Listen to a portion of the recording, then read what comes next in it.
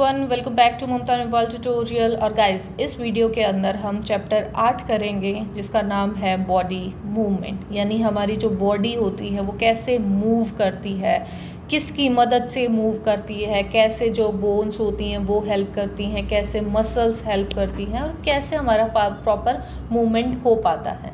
तो ये सारी चीज़ें हम इसके अंदर डिस्कस करेंगे इस चैप्टर के अंदर। ठीक है, देखो मूवमेंट्स हम कैसे कैसे मूवमेंट्स करते हैं। हम वॉक करते हैं, हम रन करते हैं, कभी कभार जो इंसेक्ट्स होते हैं वो क्या करते हैं, फ्लाई करते हैं, या बर्ड्स जो होते हैं वो फ्लाई करते हैं। ये भी क्या है, मूवमेंट। जंप करना मूवमेंट है, क्रीप करना मूवमेंट है, क्रॉल करना, क्रॉल कौन करते हैं, जैसे कि हमारे जो स्नेक होते हैं, स्नेक क्रॉल करते हैं, तो ये भी हमारे पास क्या है, मूवमेंट है। स्विम, स्विम कौन करता है, कौन सा एनिमल स्विम करता है, वो है जैसे फिश होती है, फिश हमारी क्या है, मूवमेंट कर रही है। तो ये क्या चीज़ है, ये सारी की सारी हमारी बॉडी मूवमेंट। और ये बॉडी मूवमेंट हमारी बॉडी कैसे कर पा रही है, इसी को हमें पढ़ना है इस चैप्टर के अंदर। ठीक है, अब देखो अगर हम ह्यूमन का केस देखें तो ह्यूमन बीइंग के अंदर बहुत सारे टाइप की हमारी बोन्स प्रेजेंट होती हैं। ठीक है, या फिर हम ये कह सकते हैं बहुत सारा पार्ट ऐसा है, यानी अगर हम एक बोन या फिर एक पार्ट करें, एक पार्ट ऑफ आवर बॉडी अगर हम लेते हैं तो कुछ पार्ट क्या होंगे, कुछ पार्ट जो होंगे वो ईजिली मूव हो जाएंगे। ठीक है, कुछ जो होंगे वो बहुत आसानी से मूव हो जाएंगे। कुछ पार्ट्स कैसे होंगे कि वो बहुत एक ही डायरेक्शन में, यानी ऊपर नीचे सिर्फ एक ही डायरेक्शन में वो मूव कर सकते हैं, वो सिर्फ इतना ही कर सकते हैं। और कुछ क्या होंगे, बिल्कुल ही अनेबल होंगे, यानी ये तो मूव कर ही नहीं सकते, अनेबल टू मूव, तो ये तो मूव ही नहीं कर पाएंगे। तो हमारे जो ह्यूमन है, अगर हम ह्यूमन का ही केस लें तो उसके अंदर क्या है, कुछ पार्ट्स ऐसे हैं जो कि बहुत ईजिली मूव हो जाते हैं। कुछ पार्ट्स कैसे हैं हमारी बॉडी के जो सिर्फ एक ही डायरेक्शन मूव करते हैं, दूसरे में नहीं करते। और कुछ पार्ट क्या होते हैं जो मूव ही नहीं करते, बिल्कुल ही नहीं मूव करते। तो हमें कैसे पता चलेगा ये कैसे हो रहा है, हमें क्या पता इस चीज़ का।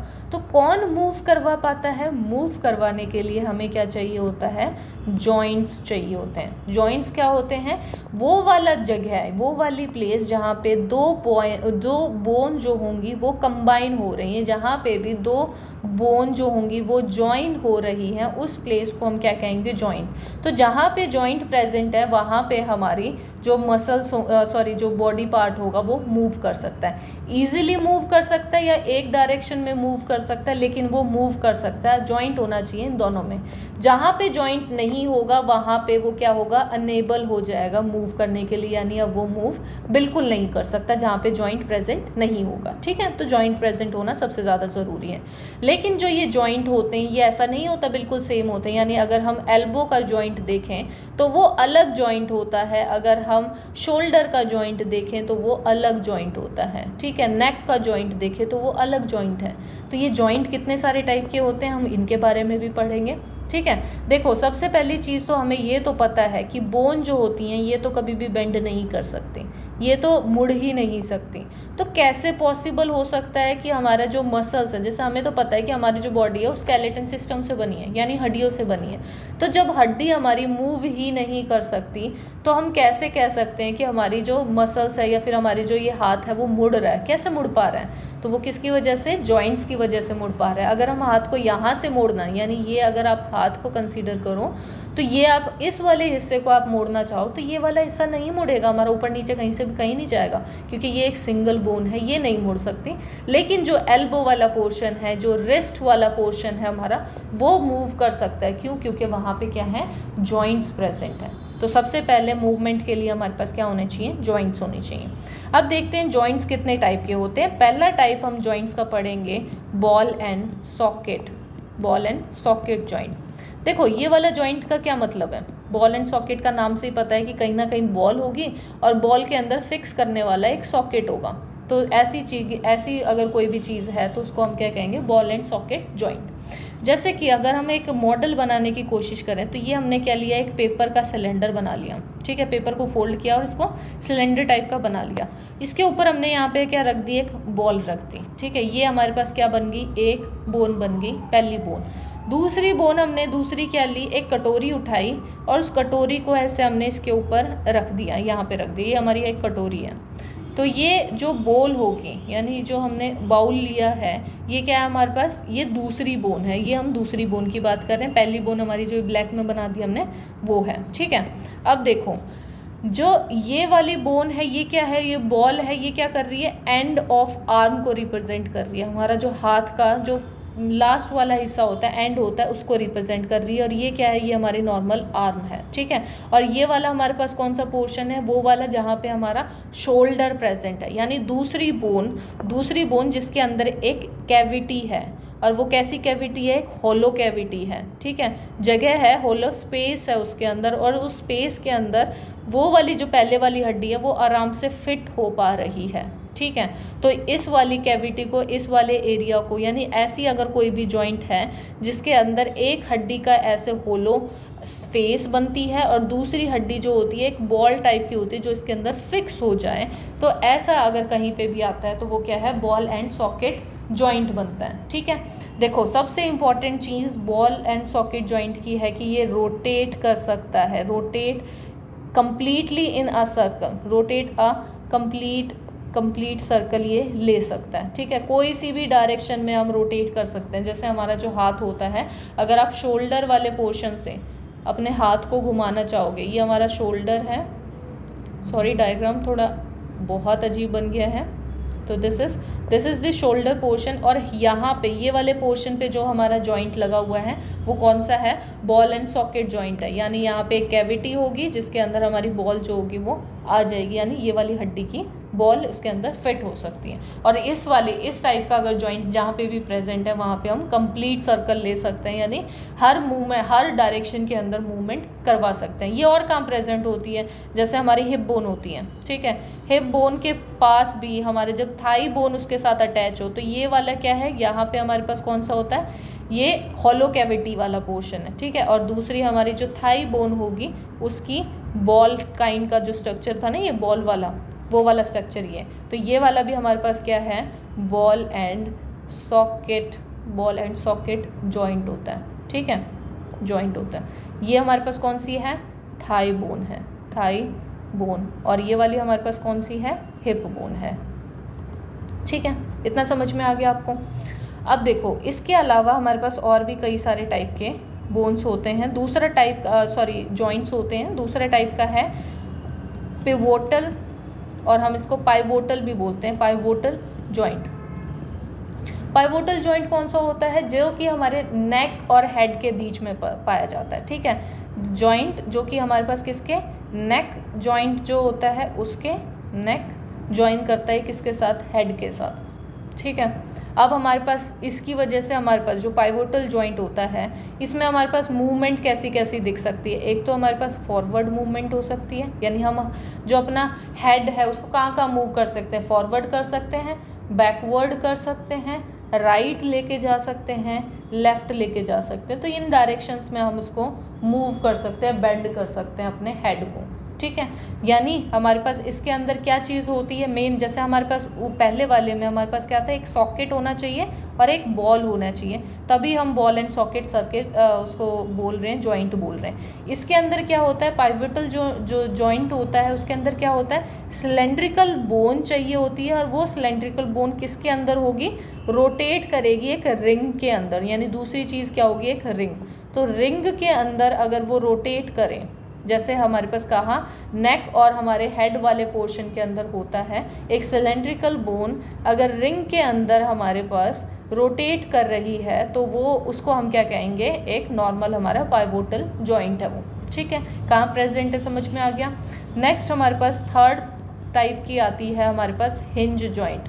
हिंज जॉइंट कौन सा होता है, जैसे कि हमारे डोर का जॉइंट होता है। आपने कभी डोर को ओपन क्लोज किया होगा तो यहाँ पे क्या है, हिंज लगे हुए होते हैं, तो डोर ओपन और क्लोज ऐसे हो जाता है। लेकिन कभी ऐसा देखा है आपने, यहाँ पे हमारे पास जॉइंट लगे हो और डोर ऊपर और नीचे भी खुलता हो, नहीं, ऐसा नहीं हो सकता।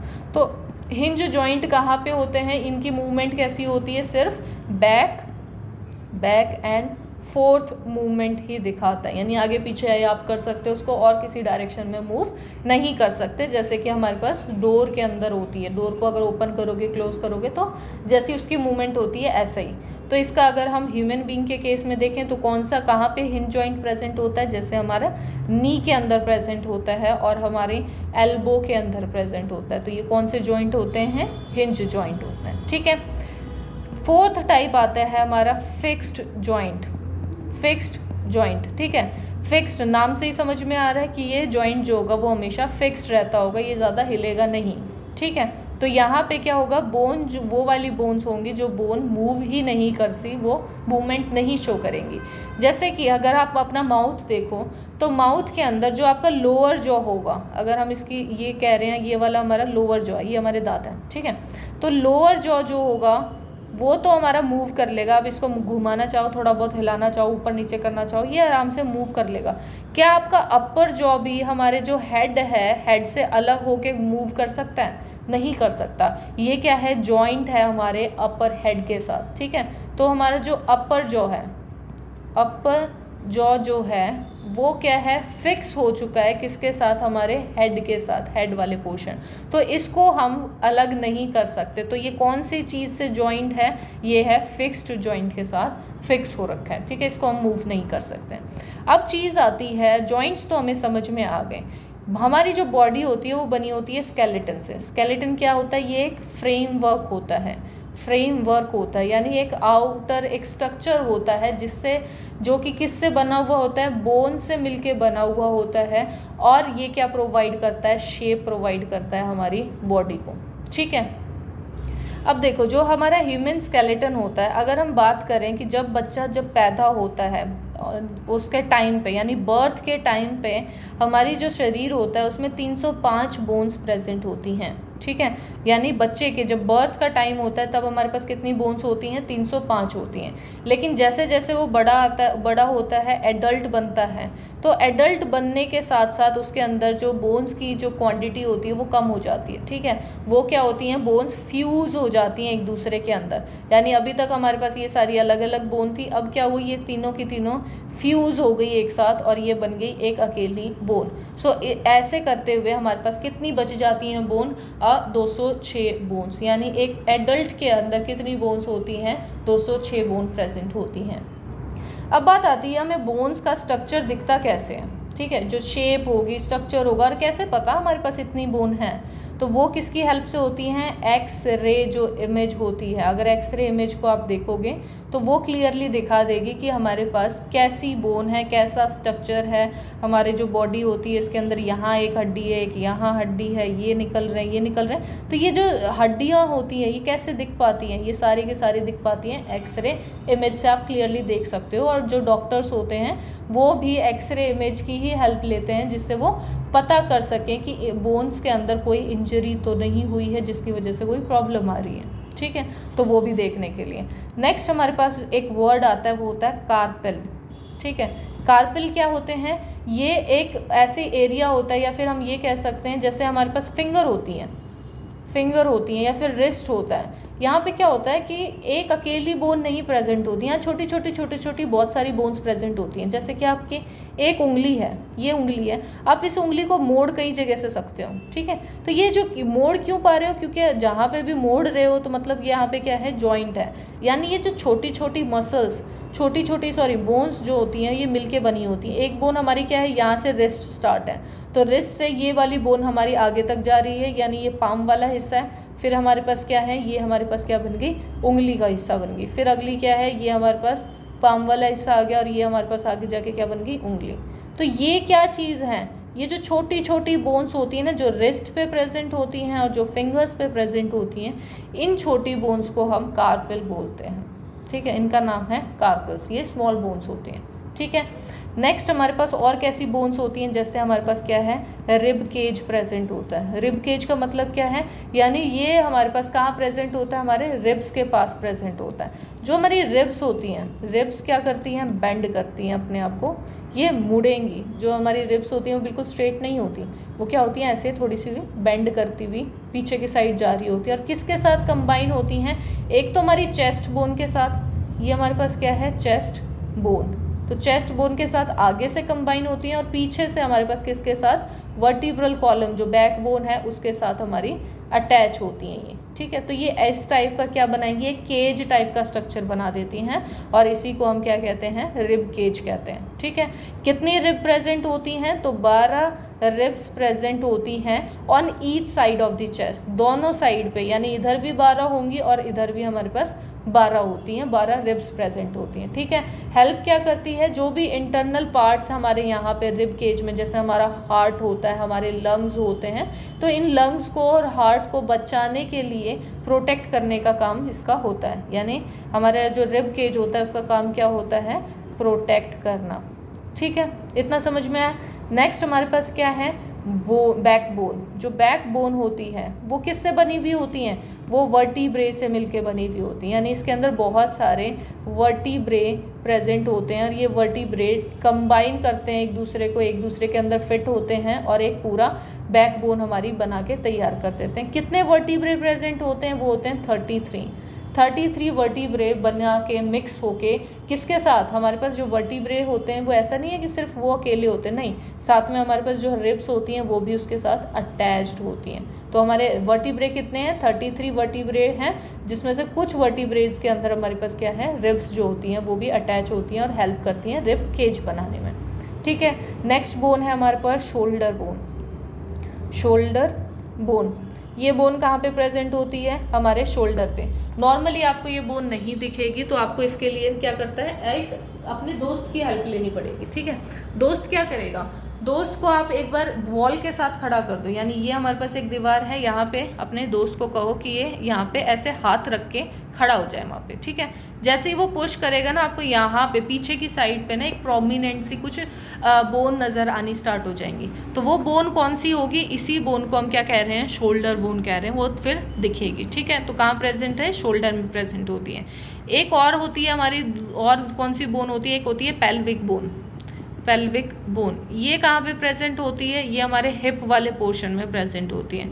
यानी अगर हम, ये स्ट्रक्चर है, ये हमारे पास क्या है, ये वर्टिब्रल कॉलम्स आ जाएंगे यहाँ ऊपर, और ये हमारे पास एक होलो कैविटी होती है यहाँ पे, और ये हमारे पास क्या है, हिप्स हैं, ये हमारे हिप्स हैं, और यहाँ पे हिप्स के साइड में हमारे पास क्या होती हैं, थाई बोन जो होती हैं वो भी आती हैं। तो ये हमारे पास थाई बोन, यहाँ पे कौन से वाले सर्किट, कौन सा वाला जॉइंट होता है, यहाँ पे क्या है, ये हमारे पास क्या है, बॉल एंड सकेट वाला जो पोर्शन था, यानी वो वाला जो जॉइंट था, वो वाले जॉइंट से ये लगे हुए होते हैं, ठीक है।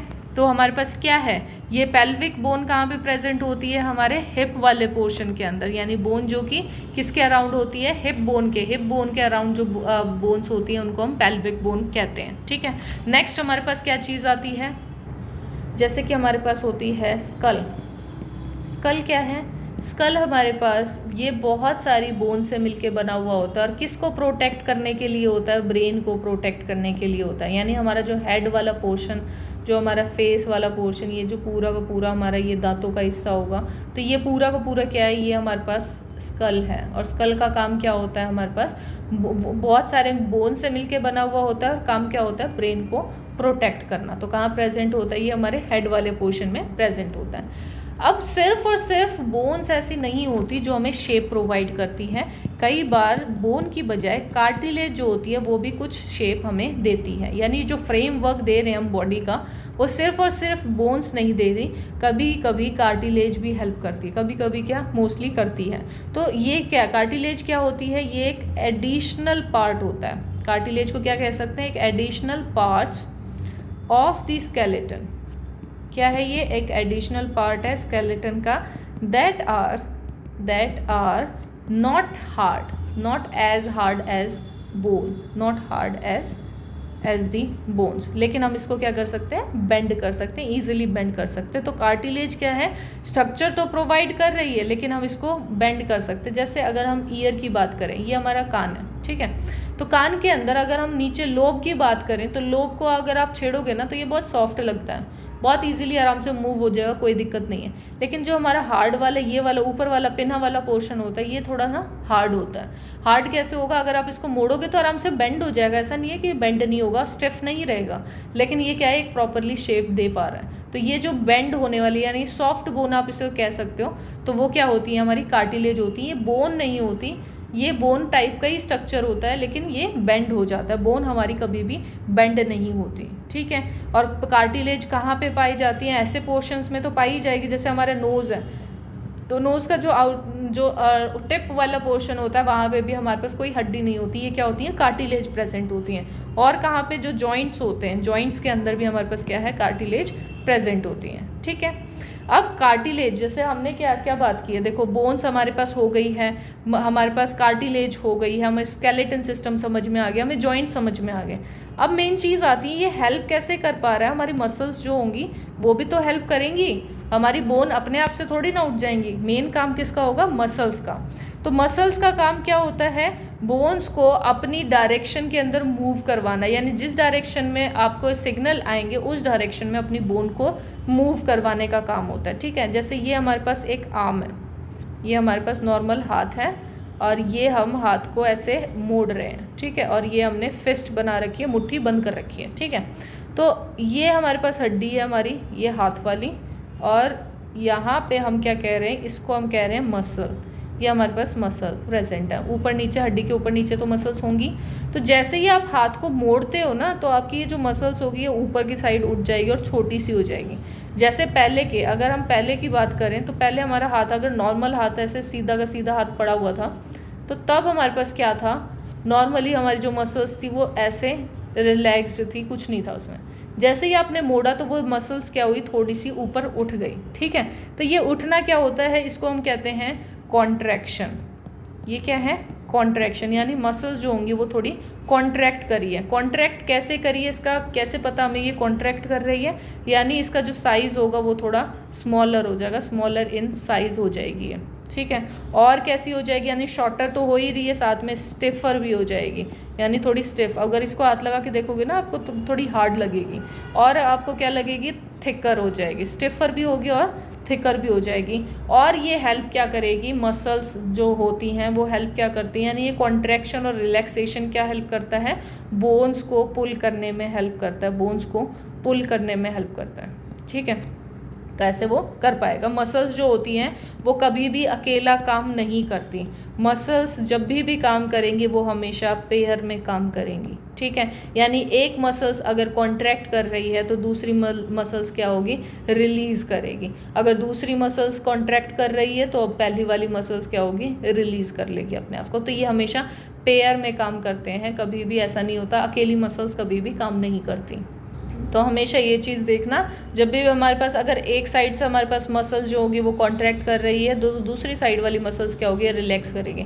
अब ये वाली अगर कॉन्ट्रैक्ट कर देगी तो ये वाली रिलैक्स हो जाएगी, और इसी हिसाब से हमारे पास जो नॉर्मल मूवमेंट होता है बॉडी का वो टेक प्लेस हो पाता है। अब इसके अलावा हमारे चैप्टर के अंदर और क्या चीज़ है? वो है गेट ऑफ एनिमल्स, ठीक है। गेट्स ऑफ एनिमल्स क्या क्या चीज़ होती है? यानी सबसे पहले हम क्या पढ़ेंगे? जैसे अर्थवॉर्म के बारे में, यानी अर्थवॉर्म्स जो होंगे वो कैसा स्ट्रक्चर होता है उनका, और कैसे वो मूवमेंट टेक प्लेस कर पाते हैं, यानी मूवमेंट कैसे दिखा पाएंगे। तो सबसे पहले हमारे पास स्ट्रक्चर कैसा होता है? उसके अंदर ना कुछ रिंग्स लाइक का स्ट्रक्चर होता है, यानी ये जो रिंग्स होती हैं ये सारी की सारी ज्वाइन होती हैं एक दूसरे के साथ एंड टू एंड, और ये रिंग्स मिलके हमारे पास क्या है? पूरा अर्थवॉर्म क्रिएट करके देती हैं, ठीक है। तो किससे बना हुआ होता है? रिंग्स टाइप का जो स्ट्रक्चर होता है उससे बन के बना होता है हमारा अर्थवॉर्म, ठीक है। इसके अंदर कोई बोन प्रेजेंट नहीं होती, कोई भी बोन नहीं होती। और हमारी जो मसल्स होती है वो कैसे कैसे मूव कर सकती हैं? इसकी मसल्स मूव करती हैं, या तो वो एक्सटेंड करेंगी या फिर वो शॉर्टन हो जाएंगी, ठीक है। एक्सटेंड करेंगी यानी मतलब हमारे पास क्या है? बड़ी हो रही हैं, और दूसरा हमारे पास क्या होगी? शॉर्टन हो जाएंगी, छोटी हो जाएंगी, ठीक है। अब देखो ये काम कैसे कर रही हैं। सबसे पहले हमारे पास क्या करेगी? ये एक्सटेंड करेगा, जो हमारा अर्थवॉर्म होगा उसको मूव करना है, उसको यहाँ से यहाँ तक जाना है, इतने एरिया को कवर करना है। तो सबसे पहले वो एक्सटेंड क्या करेगा? अपना फ्रंट वाला जो पोर्शन होगा, फ्रंट वाला जो पार्ट होगा उसको वो एक्सटेंड करेगा, लंबा सा खींचेगा, और फिर क्या करेगा? धरती के ऊपर चिपका देगा, और बाकी पोर्शन को फिर क्या करेगा? रिलीज़ करता जाएगा। पहले ये वाला पोर्शन क्या है? धरती के ऊपर चिपका हुआ है, सिर्फ आगे आगे हिस्से को क्या करेगा? वो आगे बढ़ाएगा, यानी उसको क्या कर रहा है, एक्सटेंड कर रहा है, और फिर एक्सटेंड करके वो क्या करेगा, यहाँ पे चिपका देगा और पीछे वाले पोर्शन को रिलीज कर देगा, फिर वो पीछे वाला पोर्शन यहाँ पे खिंचक के वापस आ जाएगा। ऐसे ही फिर से आगे वाले पोर्शन को थोड़ा लंबा करेगा और दूसरे धरती के ऊपर आगे वाली धरती पे चिपका देगा, और फिर पीछे वाले को भी हमारी पूरी बॉडी को वो खींच लेगा। ठीक है, तो इस हिसाब से हमारा अर्थवॉर्म जो होता है वो मूव करता है। तो सबसे पहले उसने क्या किया, एक्सटेंड किया अपना जो फ्रंट वाला पोर्शन था उसको। उसके बाद उसने क्या किया, जो रेयर पोर्शन, जो रेयर यानी पीछे वाला जो पोर्शन था उसको क्या किया, पहले फिक्स करके रखा हुआ था, सिर्फ उसने आगे वाले पोर्शन को एक्सटेंड किया। अब उसने क्या किया, आगे वाला जो पोर्शन था यानी फ्रंट एंड जो था उसको उसने धरती के साथ चिपका दिया, यानी अब इसने फिक्स कर दिया, और जो रेयर एंड होगा उसको उसने क्या किया, रिलीज कर दिया, रेयर एंड को उसने रिलीज कर दिया। ठीक है, अब वो क्या हुआ, पीछे वाला हिस्सा खिसक के ऊपर आगे तक आ जाएगा, और फिर ऐसे ही फ्रंट वाला पोर्शन फिर आगे एक्सटेंड होगा और पीछे से फिर से वो दोबारा से खींच लेगा। तो इस हिसाब से हमारा जो अर्थवॉर्म होता है वो मूवमेंट टेक प्लेस करता है। मूवमेंट में हेल्प कौन कौन करता है, एक तो वो स्लाइमी सब्सटेंस को प्रोड्यूस करता है। ठीक है, कुछ स्लाइमरी सब्सटेंस को वो प्रोड्यूस करता है जिसकी वजह से जो मूवमेंट होती है वो उसकी थोड़ी सी ईजी हो जाती है। साथ में एक ब्रिस्टल्स होते हैं। ब्रिस्टल्स क्या होते हैं, यानी ये हेयर लाइक स्ट्रक्चर्स होते हैं, हेयर लाइक स्ट्रक्चर्स होते हैं, और ये हेल्प क्या करते हैं, ग्राउंड के साथ फिक्स होने में हेल्प करते हैं। यानी अभी तक हम ये क्या कह रहे थे कि ये जो हमारे पास, जैसे ये हमारे पास एक अर्थवॉर्म है, ठीक है, ये अर्थवॉर्म है और ये हमारे पास ग्राउंड है, तो कैसे पता कि ये यहाँ पे और यहाँ पे ये फिक्स हो रहा है। तो फिक्स होने के लिए कौन हेल्प कर रहा है, फिक्स होने के लिए जो ब्रिस्टल्स होते हैं ये हेल्प करते हैं। ये हेयर लाइक स्ट्रक्चर्स प्रेजेंट होते हैं जो कि ग्राउंड के साथ इसको बाइंड करके रखेंगे। ठीक है, ग्रिप बना के रखते हैं ग्राउंड के साथ। ठीक है, अब देखो इसके अलावा हमारे पास सेकंड, अगर हम एनिमल की बात करें तो वो हमारे पास क्या है, स्नेल है। स्नेल कैसी होती है, हमारे स्नेल का स्ट्रक्चर कुछ ऐसा स्ट्रक्चर होता है। ये हमारे पास आगे वाला पोर्शन, ये पीछे का, और ये उसके एंटीने। ठीक है, तो ये हमारे पास क्या है, शेल होता है, और इसको हम क्या कहते हैं, फुट बोलते हैं। मेन मूवमेंट जो होता है वो फुट के द्वारा होता है। हमारा जो शेल होता है वो कोई मूवमेंट शो नहीं करता। तो जो शेल होता है, ये जो फुट होगा वो शेल को कैरी करके रखता है, हमेशा अपने बैक के ऊपर रखेगा और इसको खींचता रहेगा, जहाँ पे भी जाएगा इसको खींचता हुआ लेके जाएगा। शेल का कोई काम मूवमेंट में नहीं होता, हमेशा मूवमेंट किससे होती है, फुट से होती है, ये वाले पोर्शन से होती है। ठीक है, अब देखो जो हमारा शेल होता है ये क्या होता है, ये एक आउटर स्केलेटन होता है, आउटर स्केलेटन होता है जो कि बोन से मिलके नहीं बना होता। ठीक है, ये किसी और चीज़ से बना हुआ होता है, बोन से मिलके नहीं होता, यानी इसके अंदर भी बोन जो होती है वो प्रेजेंट नहीं होती। ठीक है, और जो शेल होता है ये एक सिंगल यूनिट होता है। आपको कितने ही इसके अंदर सर्कल सर्कल दिख रहे होंगे, लेकिन इसमें कोई जॉइंट नहीं होता, ये एक सिंगल यूनिट होता है। ठीक है, एक ही एरिया, एक ही चीज़ से पूरा का पूरा बना हुआ होता है, इसमें कोई बीच में जॉइंट नहीं आता। ठीक है, और जो स्नेल होता है ये कैसा स्ट्रक्चर दिखा या फिर कैसी शेप मूवमेंट दिखाता है, वो होता है वेवी मूवमेंट। वेवी मूवमेंट करके ये अपने आप को आगे पीछे कर पाता है, यानी जो मूवमेंट शो करता है वो कौन सी मूवमेंट होती है, किसकी वजह से आती है, वेवी मोशन की वजह से ये मूवमेंट आती है इसके अंदर। ठीक है, थर्ड हमारे पास क्या आ जाता है, कॉकरोच। कॉकरोच क्या है, कॉकरोच हमने काफ़ी सबने ही देखा होगा, अब कभी ना कभी तो ज़िंदगी में देख ही लेते हैं।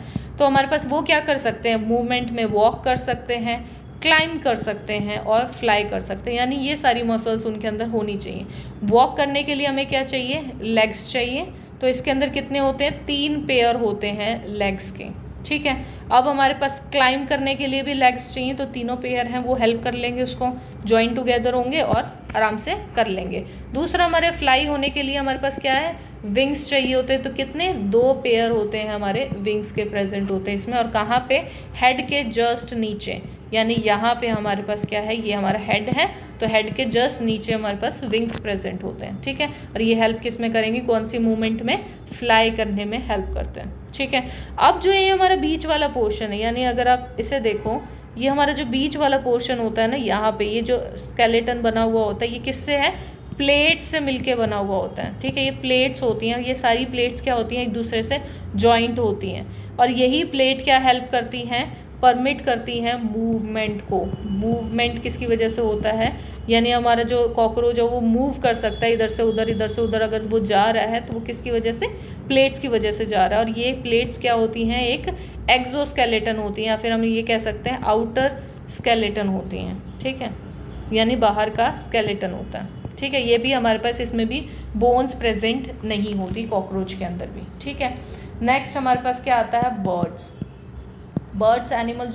जो होते हैं वो क्या करते हैं हमारे पास, देखो वो फ्लाई कर सकते हैं, वॉक कर सकते हैं और स्विम कर सकते हैं। जैसे हमारे पास स्विम के लिए हम एग्जांपल डक का लें तो डक जो होंगी वो स्विम कर सकती हैं, स्वान जो होते हैं वो भी स्विम कर सकते हैं, और नॉर्मली हमारी जो बर्ड्स होती हैं वो फ्लाई और वॉक तो कर ही लेती हैं। तो इनके लिए हमारे पास क्या होना चाहिए, सबसे पहले बोन के अंदर ऐसा क्या चेंजमेंट करें जिससे वो ईजिली फ्लाई कर सके, उड़ सके। तो उसके लिए हमारी जो बोन्स होती हैं वो कैसी होती हैं, हॉलो होती हैं, उनके बीच में छेद होता है, ठीक है। और साथ में बहुत ही लाइट बोन होती हैं जिससे वेट, जो बॉडी वेट होता है वो कम हो पाता है, और कम बॉडी वेट की वजह से वो ईजिली उड़ पाती हैं, ठीक है। जो हमारे पास हाइंड लिम्ब होते हैं, इनके जो बर्ड्स होती हैं उनके जो हाइंड लिम्स होते हैं यानी पीछे वाले जो पैर होते हैं, ये किसके काम आते हैं, ये वॉकिंग के लिए काम आते हैं और पर्चिंग के लिए काम आते हैं, ठीक है। इनका मेन काम होता है यानी पकड़ के रखना, यानी जो क्लाउज से ये पकड़ के रखते हैं। पर्चिंग क्या होता है, ये हमारे पास एक चिड़िया है, ये हमारी चिड़िया है, उसके पैर हैं और ये बन गई हमारी चिड़िया। बहुत गंदी ड्राइंग है लेकिन आप समझ जाना, ये हमारे पास चिड़िया है, ये उसके पैर है। पर्चिंग क्या होता है, वो क्लॉज से, अपने क्लॉज से किसी भी टहनी वहनी को पकड़ के बैठती हैं। तो ये कौन सा होता है, हाइंड लिम्स होते हैं, और वॉकिंग के लिए भी हमारे कौन से होते हैं, हाइंड लिम्स प्रेजेंट होते हैं, वो हाइंड लिम्स हेल्प करते हैं, ठीक है। नेक्स्ट हमारे पास क्या आते हैं, एक होते हैं हमारे पास फोर लिम्स यानी आगे वाले लिम्स। फोर लिम्स जो होते हैं वो मॉडिफाई हो जाते हैं किसमें, विंग्स के अंदर मॉडिफाई हो जाते हैं, और अब वो विंग्स वाला काम करेंगे यानी उड़ने के में हेल्प करते हैं। जो सबसे इम्पॉर्टेंट जो स्ट्रॉन्गेस्ट बोन होती है हमारी इसके अंदर, ये बर्ड्स के अंदर वो होती है शोल्डर बोन।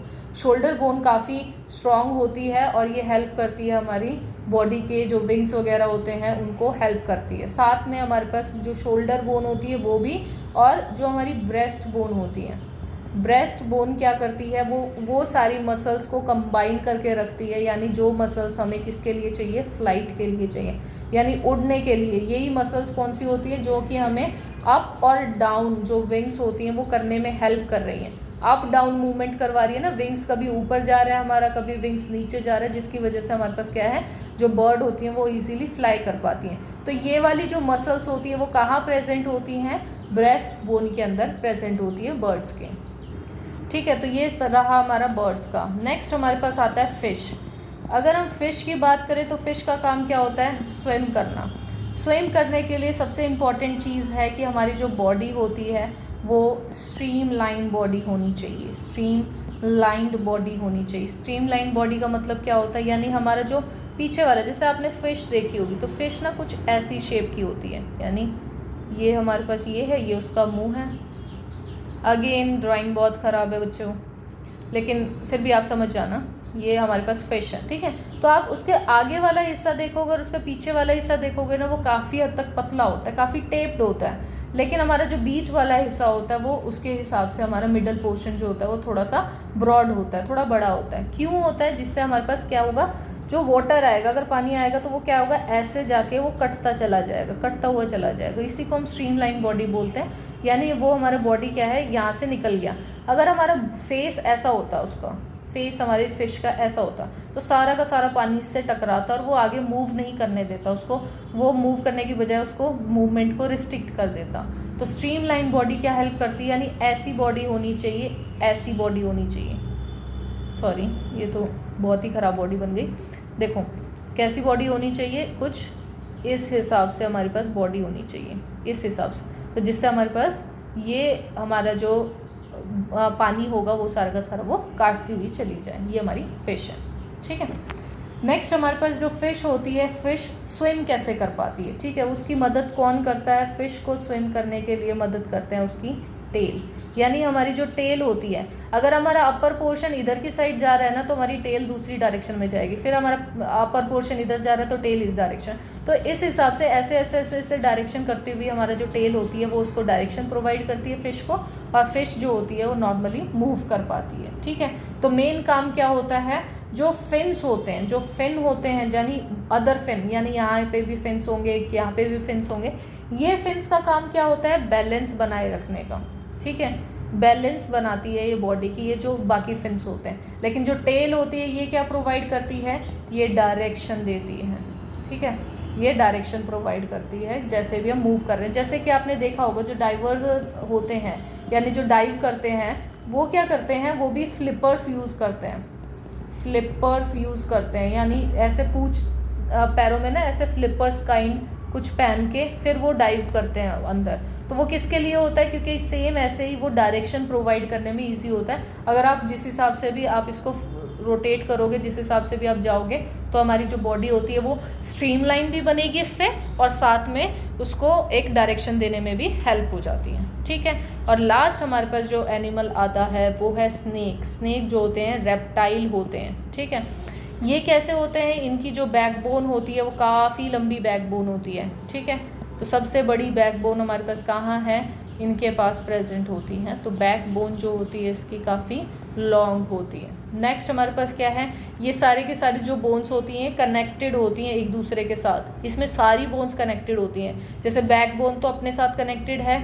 साथ में रिब्स जो होते हैं वो भी कनेक्टेड होते हैं, साथ में जो स्किन होती है वो भी कनेक्टेड होती है हमारी बोन्स के साथ। तो ये सारी की सारी इंटरकनेक्टेड होती हैं। साथ में जो मसल्स होते हैं, मसल्स जो होती हैं वो भी हमारी कनेक्टेड होती है हमारी बोन्स के साथ। तो स्नेक के अंदर सारी चीज़ें क्या होती है, काफ़ी इंटरलिंक्ड होती हैं, काफ़ी अंदर ही अंदर लिंक्ड होती हैं, एक दूसरे के साथ इंटरकनेक्टेड होती हैं। ठीक है, अब हमारे पास जो स्नेक होता है वो ऐसा नहीं होता स्ट्रेट लाइन में सीधा का सीधा चले जा रहा है, सीधा का सीधा नहीं, वो कैसे है, ऐसी शेप में, यानी लूप्स बनाता हुआ जाता है। जैसे ही उसने एक लूप बनाया, ये लूप क्या करेगा, उसको हेल्प करेगा आगे वाले हिस्से को आगे होने के लिए। यानी जैसे ही ये थोड़ा सा आगे हुआ, इसने एक लूप और बनाया, उस लूप की वजह से क्या होगा, ये जो स्नेक होगा वो फॉरवर्ड मूवमेंट दिखा रहा है, यानी फेस जो होगा उसका वो क्या होगा, थोड़ा सा उठेगा और आगे जाके हमारे पास ये एक लूप बना देगा। और जैसे ही लूप बनेगा उसको उनकी जो पूरी बॉडी, पीछे की पूरी बॉडी होगी वो फॉलो करेगी, और जैसे ही फॉलो करती रहेगी वो आगे की साइड